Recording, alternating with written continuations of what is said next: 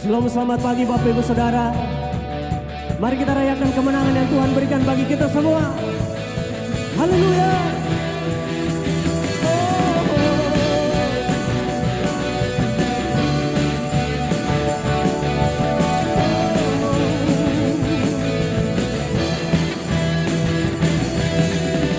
Angkatlah tinggi panjinya dan sorakanlah kemenangannya. Kemenangannya Tolonglah dipatahkan, kutukan mautlah dikalahkan.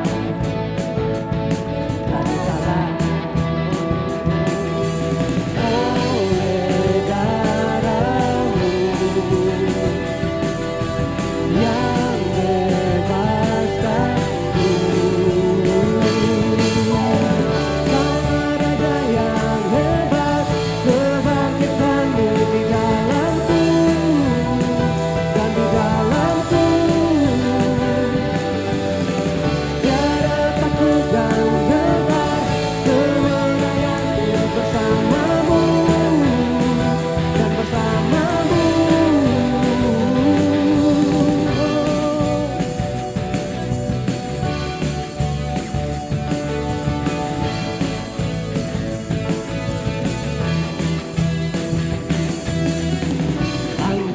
Tinggi panjinya dan sorakanlah kemenangannya.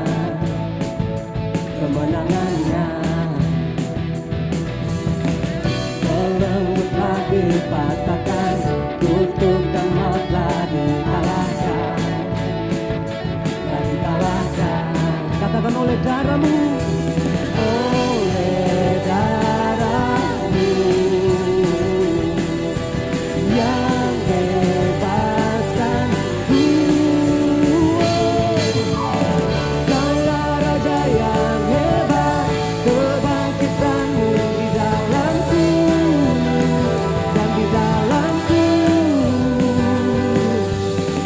Tiada takut dan gentar, kemenanganku bersama-Mu dan bersama-Mu.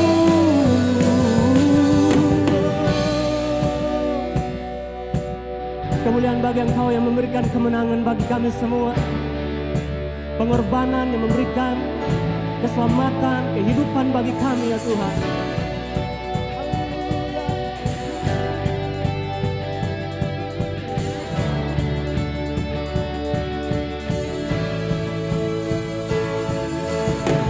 Dulu, sekarang, selamanya Kau berkuasa atas segalanya. Nama-Mu yang ku serukan, Kaulah Raja penebus yang hidup selamanya. Kau berkuasa atas segalanya. Nama-Mu yang ku serukan, Kaulah Raja penebus yang hidup. Kaulah Raja yang hebat, kebangkitan-Mu di dalamku. Amin, amin. Tiada takut dan gentar, kemenanganku bersama-Mu dan bersama-Mu. Kaulah Raja, kebangkitan-Mu di dalamku dan di dalamku. Tiada takut dan gentar, kemenanganku bersama-Mu dan bersama-Mu.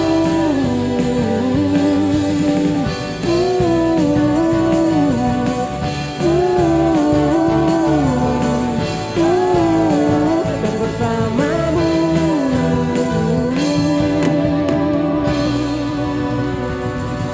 Haleluya.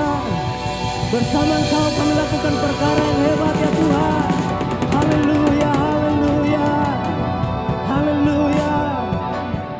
dahsyat Engkau ya Tuhan. Pujilah namamu dalam nama Tuhan Yesus Kristus.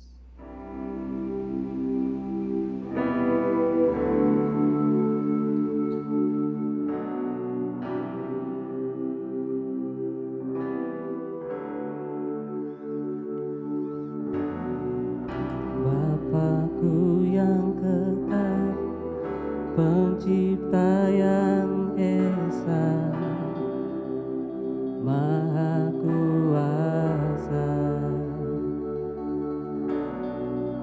dikandung Roh Kudus, Yesus Kristus datang, Juru Selamatku. Ku percaya Allah Bapa, ku percaya Sang Putra, ku percaya Roh Kudus-Mu, Kau Allah Tritunggal. Ku percaya kebangkitan,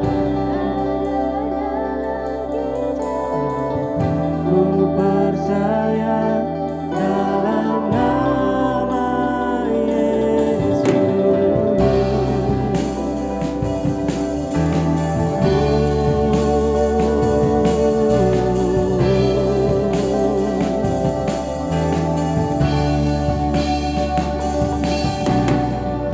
Hakim dan pembela disalib sengsara,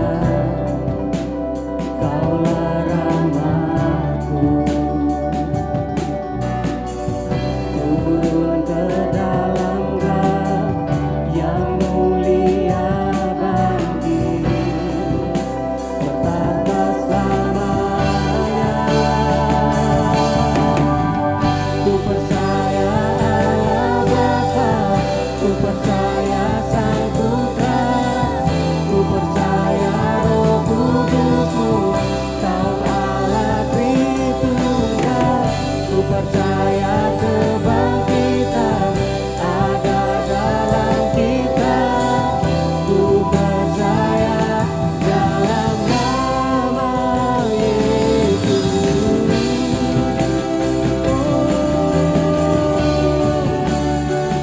Kami percaya Tuhan, haleluya, haleluya. Kaulah rahmat bagi kami Tuhan.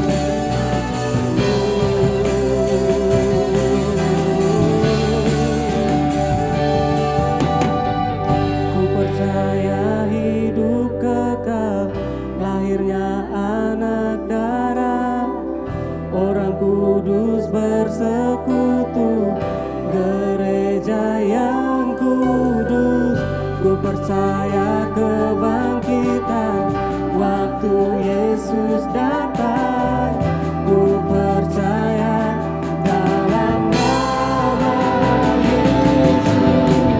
Ku percaya Allah Bapa, ku percaya Sang Putra, ku percaya Roh Kudus-Mu, Kau Allah Tritunggal.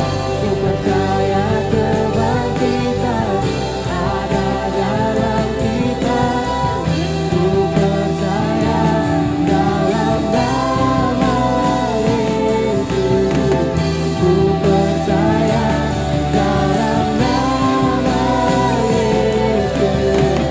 Ku percaya dalam nama Yesus. Kami percaya Engkau hidup yang kekal. Kami percaya dalam nama-Mu ada kemenangan, ada kehidupan. Kami percaya dalam-Mu. Kami percaya Engkau Tuhan. Oh, Kau Bapa kami, Bapa yang baik, Bapa yang memelihara, Bapa yang melindungi, Bapa yang memberi hidup yang kekal. Haleluya. Haleluya Yesus. Kami mengucap syukur ya Tuhan, bahwa oleh karena kasih karunia-Mu kami diselamatkan oleh Engkau ya Tuhan Yesus. Terima kasih Bapa. Terpujilah nama-Mu. Terpujilah nama-Mu.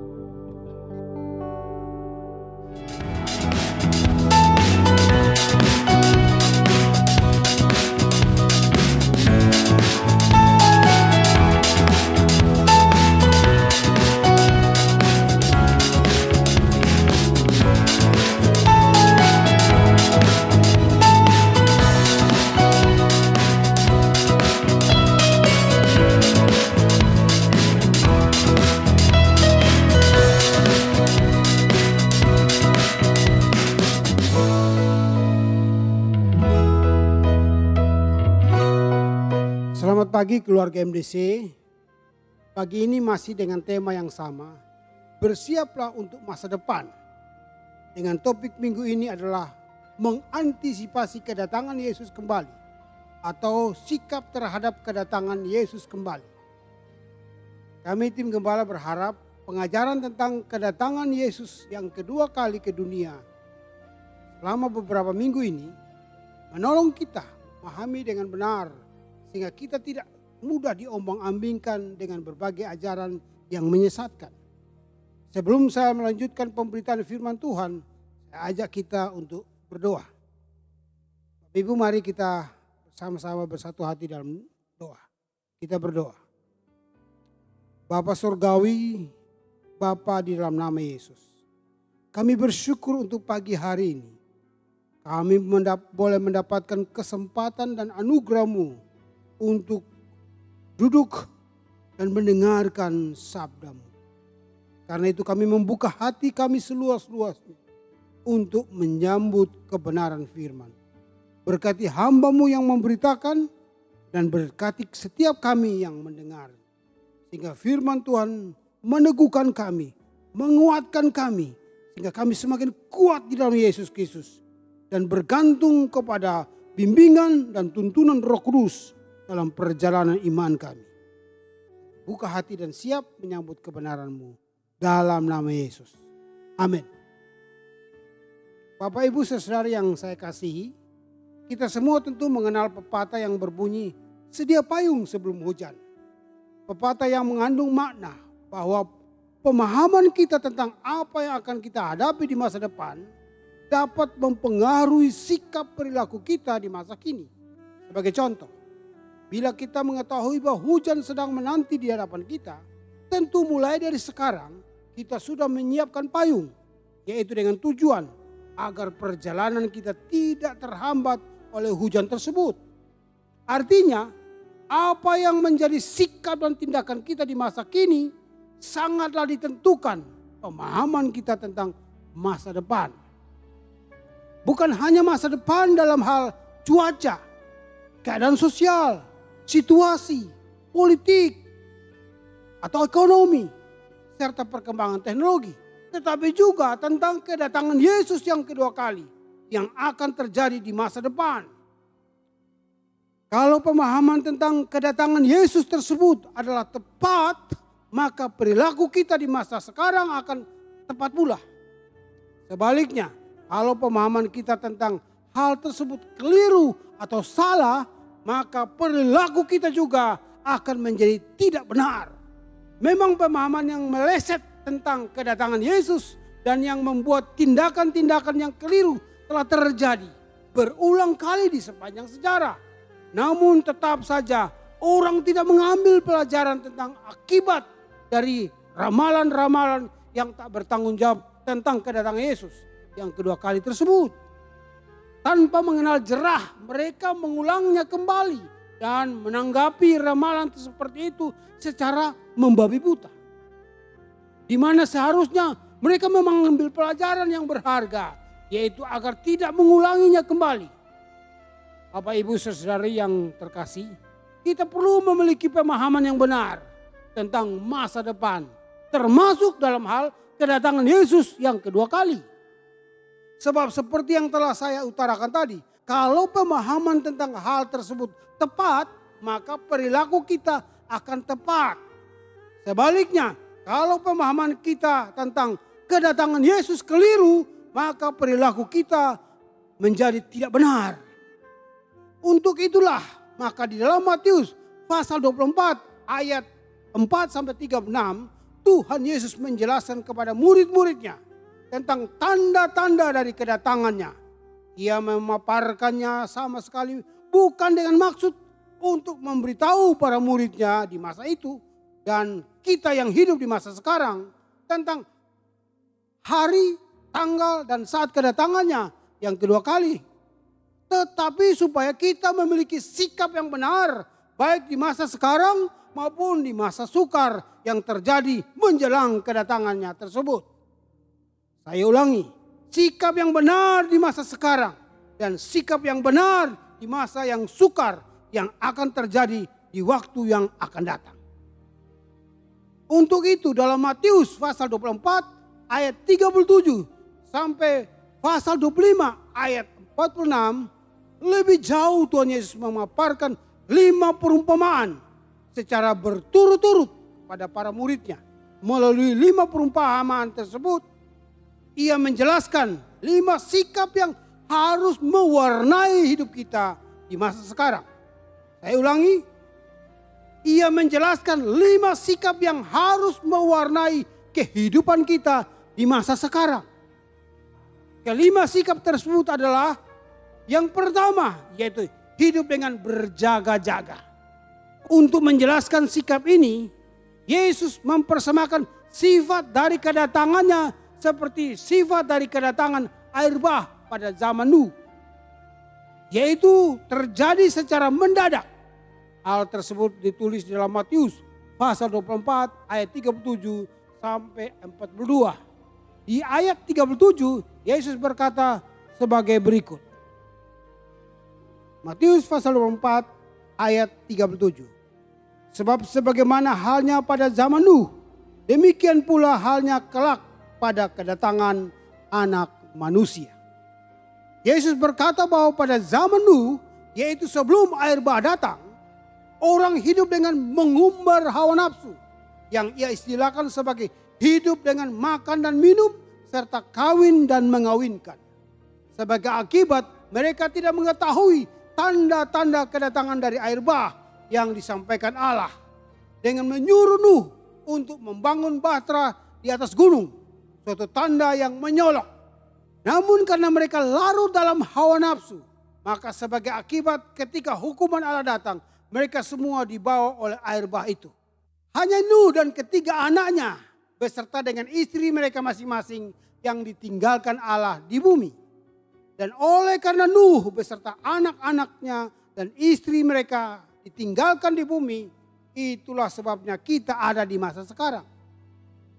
Sebagai kesimpulan dari pelajaran yang ia paparkan tersebut, ayat 42, Tuhan Yesus berkata sebagai berikut. Karena itu berjaga-jagalah, sebab kamu tidak tahu pada hari mana Tuhanmu datang. Kata berjaga-jaga di sini di dalam Alkitab bahasa Inggris atau English Standard Version diterjemahkan sebagai stay awake. Artinya jangan tidur, tetaplah berjaga. Tidur yang Yesus maksudkan di sini tentu dalam artian tertidur secara rohani karena hidup mengabaikan kekudusan. Hal ini disebut ulang oleh Rasul Paulus dalam 1 Tesalonika pasal 5 ayat 4 sampai 7. Di situ Paulus menjelaskan bahwa orang yang berjaga-jaga adalah orang yang sadar dan yang tidak tertidur karena hidup di dalam kegelapan dosa. Bapak Ibu saudara-saudariku yang saya kasihi. Dengan kata lain, sikap yang pertama yang Yesus ajarkan adalah agar kita senantiasa hidup menjaga kekudusan dan tidak membiarkan hawa nafsu membutakan mata hati kita. Sehingga dengan demikian kita dapat membaca tanda-tanda zaman.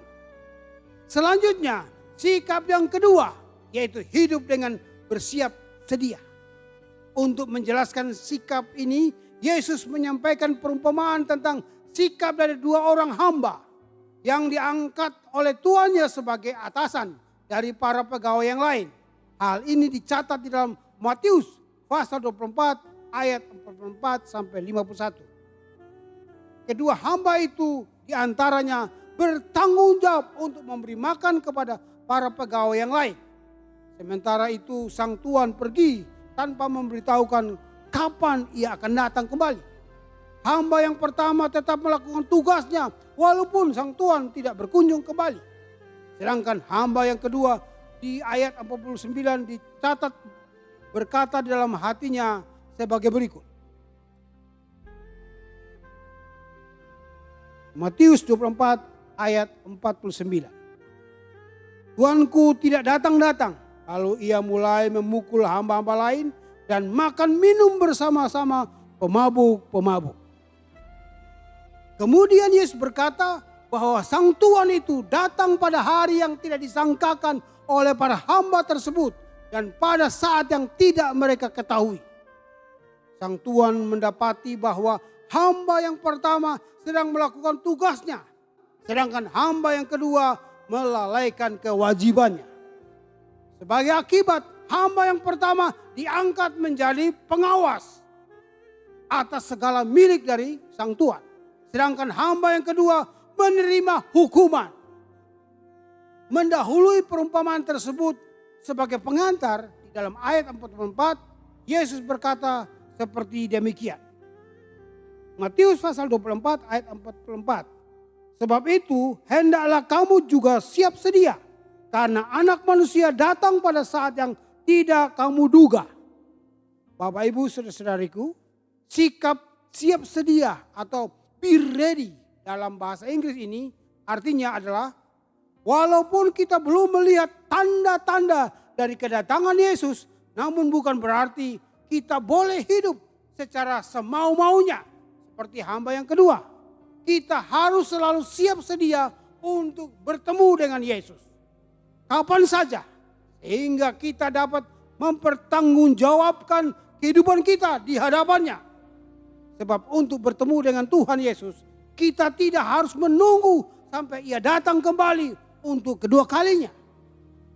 Setiap saat kalau Tuhan memandang bahwa masa kehidupan kita di dunia ini sudah cukup, ia dapat saja memanggil kita. Oleh karena itu, kita harus selalu siap sedia untuk bertemu dengan Tuhan di setiap saat. Bagian yang ketiga atau sikap yang ketiga adalah hidup dengan bijaksana.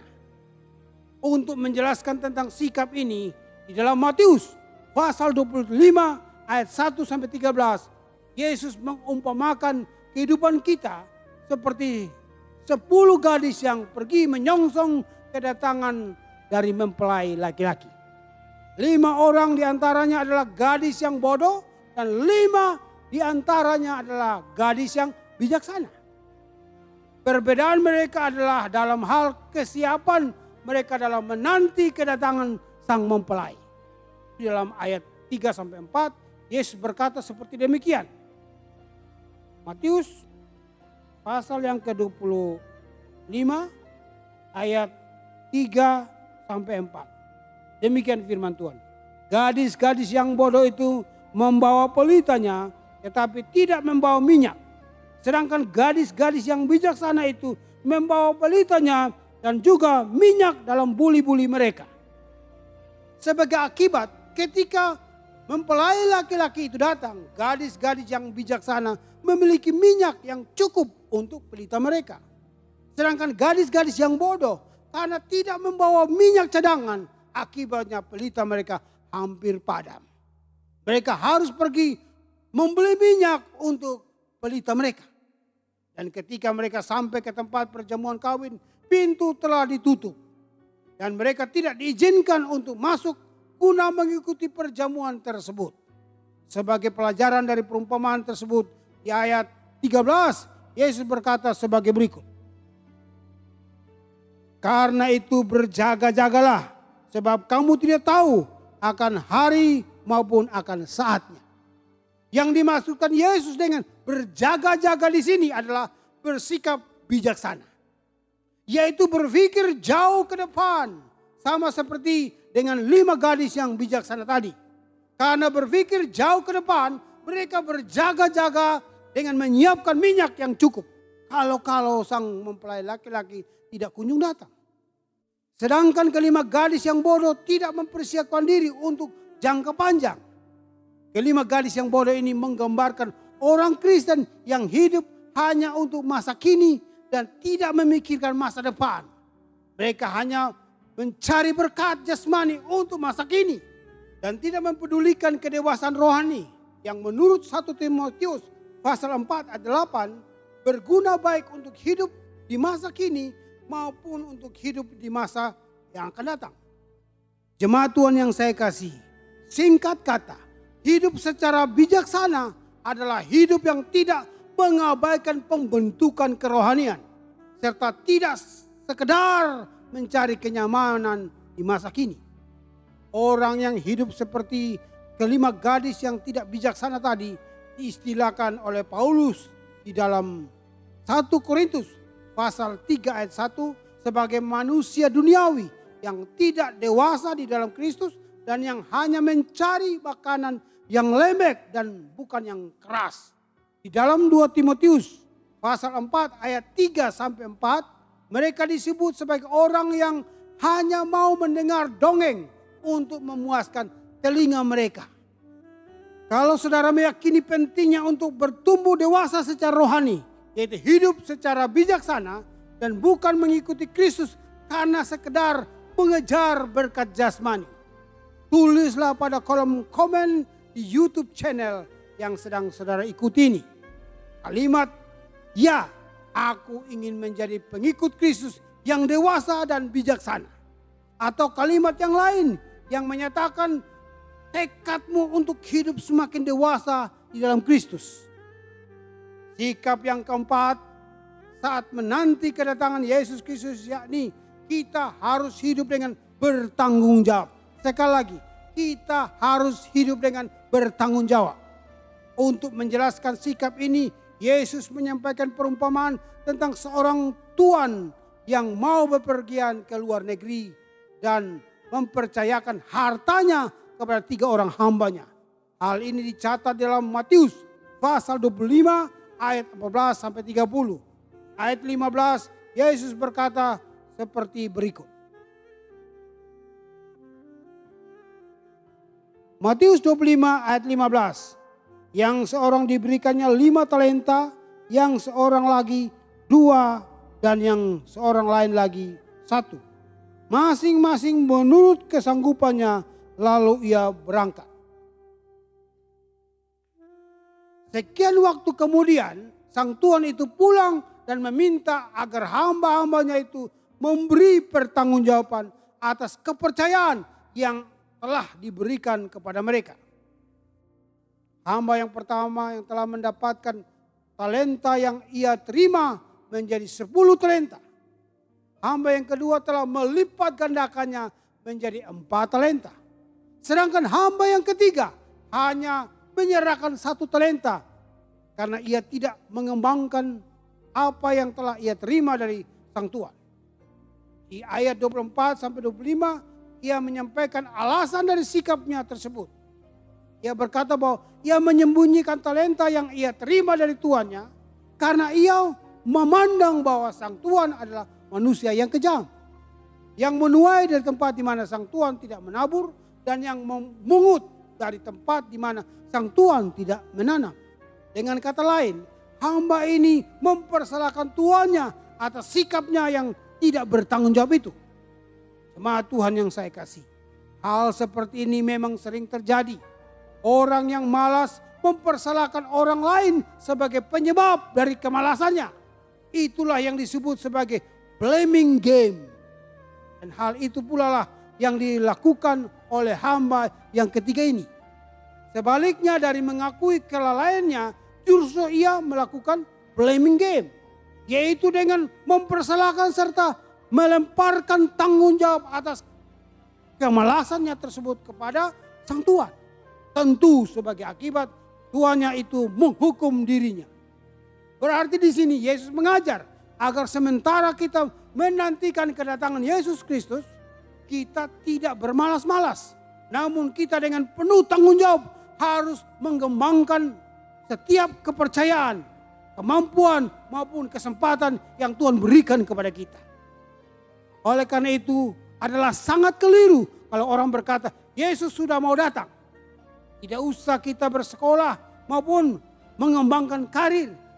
Sikap seperti itu nampaknya sangat rohani, tetapi sesungguhnya berakar pada kemalasan dan pada pemahaman yang meleset tentang sikap yang seharusnya dalam menantikan kedatangan Tuhan Yesus. Sekarang yang terakhir, sikap yang kelima dalam menanti kedatangan Yesus yang kedua kali adalah kita harus hidup dengan penuh kasih. Sekali lagi, kita harus hidup dengan penuh kasih. Sebaliknya, dari hidup hanya memikirkan diri sendiri, kita harus hidup seperti Kristus, yaitu mengasihi mereka yang tersisih dan tak berdaya. Sikap ini dijelaskan oleh Tuhan Yesus dalam Matius pasal 25 ayat 31 sampai 46. Di situ Yesus berkata bahwa ketika ia datang nanti, maka ia akan melakukan pemisahan atas semua orang. Pemisahan seperti yang dilakukan oleh seorang gembala yang memisahkan domba dari kambing. Dan seperti yang dilakukan oleh seorang raja yang memisahkan orang-orang yang mengasihi sang raja dengan mereka yang tidak mengasihi dirinya. Yesus menjelaskan bahwa kasih kepada sang raja yang dalam perumpamaan ini menggambarkan Yesus sendiri. Ditunjukkan melalui tindakan kasih kepada mereka yang tersisih dan tak berdaya. Orang yang mengasihi sang raja adalah mereka yang bersikap peduli kepada orang yang lapar dan haus. Orang asing, orang yang tak berpakaian, sakit dan berada dalam penjara. Ayat 40 Yesus berkata seperti demikian.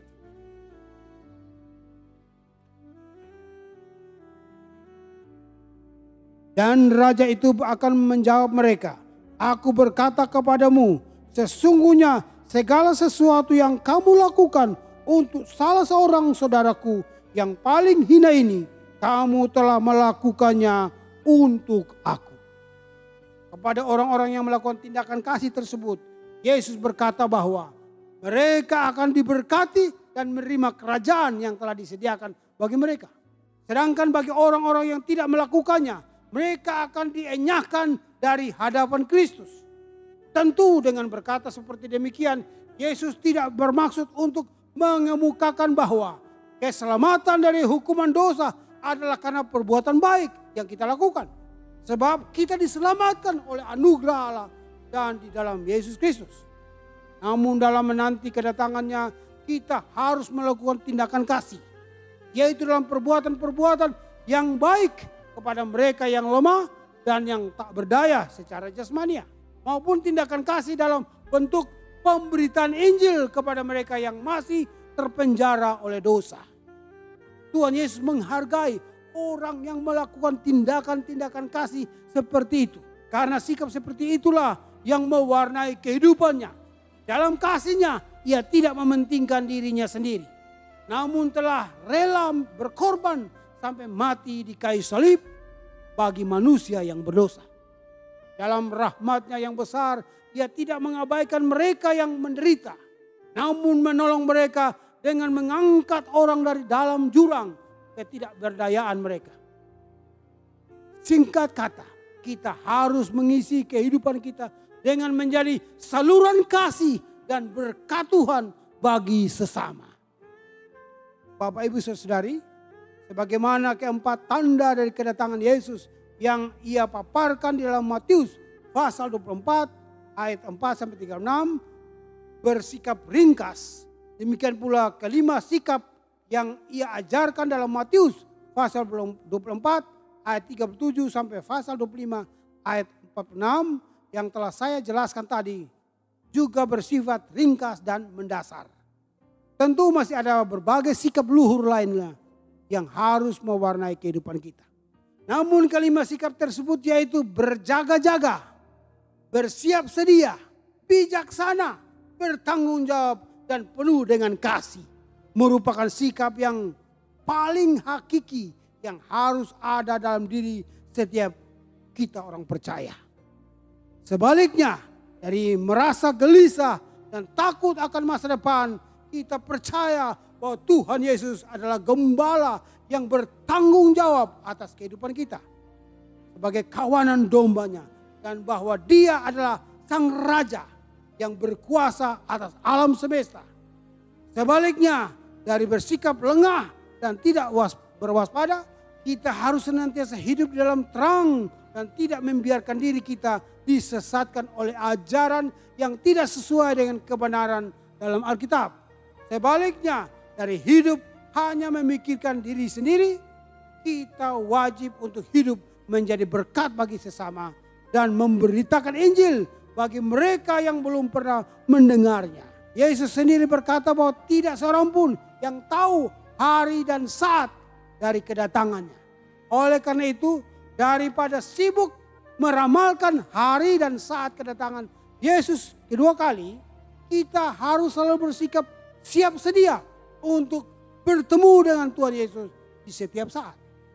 Sehingga ketika hari yang mulia itu tiba, kita di dalam anugerah Allah dapat berdiri di hadapan Kristus dan mendengar Dia berkata, "Baik sekali perbuatanmu itu, hai hambaku yang baik dan setia. Masuklah dan turutlah dalam kebahagiaan Tuhanmu." Amin. Mari kita berdoa. Bapa, kami bersyukur untuk kebenaran firman-Mu pada pagi hari ini. 5 sikap yang perlu mewarnai kehidupan kami, dan hari ini biarlah kebenaran ini mewarnai seluruh kehidupan kami untuk terus hidup berjaga-jaga, hidup dengan bersiap sedia, hidup dengan bijaksana, dan kami hidup dengan bertanggung jawab serta hidup dengan penuh kasih. Terima kasih Bapa. Kami mau komitmen kepada 5 sikap dalam menanti kedatangan Yesus. Kami bersyukur kepadamu. Meteraikan kebenaran ini dalam kehidupan kami. Dan kami terus menjalani kehidupan dengan pengharapan di dalam Tuhan Yesus Kristus. Terima kasih Bapa. Di dalam nama Yesus kami bersyukur untuk kebenaran firman ini. Amin. Oleh karena salibmu, seluruh hidupku milikmu, Tuhan. Shalom, selamat pagi Bapak Ibu Saudara sekalian. Kita akan masuk dalam perjamuan kudus secara online. Itulah sebabnya mari persiapkan hati kita untuk menerima perjamuan kudus pada pagi hari ini. Sebelum mengambil perjamuan kudus, dengarkanlah firman Tuhan yang saya ambil dari Matius 26 ayat 26 dan 27. Begini bunyi firman Tuhan. Dan ketika mereka sedang makan, Yesus mengambil roti, mengucap berkat, memecah-mecahkannya, lalu memberikannya kepada murid-muridnya dan berkata, "Ambillah, makanlah, inilah tubuhku." Sesudah itu Ia mengambil cawan, mengucap syukur, lalu memberikannya kepada mereka dan berkata, "Minumlah kamu semua dari cawan ini, sebab inilah darahku, darah perjanjian, yang ditumpahkan bagi banyak orang untuk pengampunan dosa." Saya undang Bapak Ibu sekalian di rumah masing-masing bangkit berdiri dan kita berdoa bersama. Tuhan Yesus, terima kasih untuk pengorbanan Kristus bagi kami 2000 tahun yang lalu. Saat ini kami akan makan roti ini sebagai tanda ucapan syukur atas pengorbanan Kristus bagi kami. Terima kasih ya Tuhan. Dalam nama Tuhan Yesus Kristus kami berdoa. Mari Bapak Ibu kita makan bersama.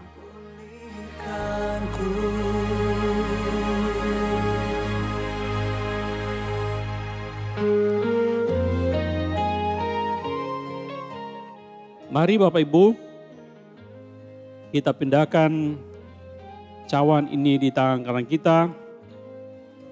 Dan sebelum kita minum bersama, mari dengarkanlah firman Tuhan.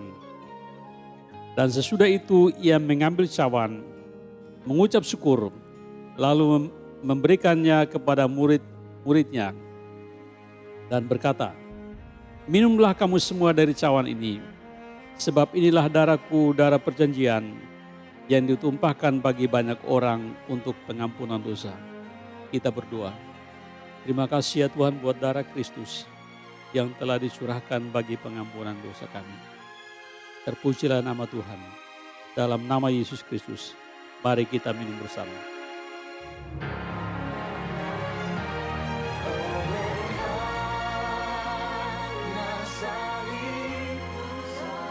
Bapak Ibu sekalian, mari kita mengakhiri ibadah online pagi hari ini dengan menerima berkat dari Tuhan. Kiranya berkat dan anugerah, damai sejahtera dari Allah Bapa, dari Yesus Kristus Tuhan kita, menyertai kita sekarang sampai selama-lamanya. Terimalah berkat ini di dalam nama Tuhan Yesus Kristus. Amin.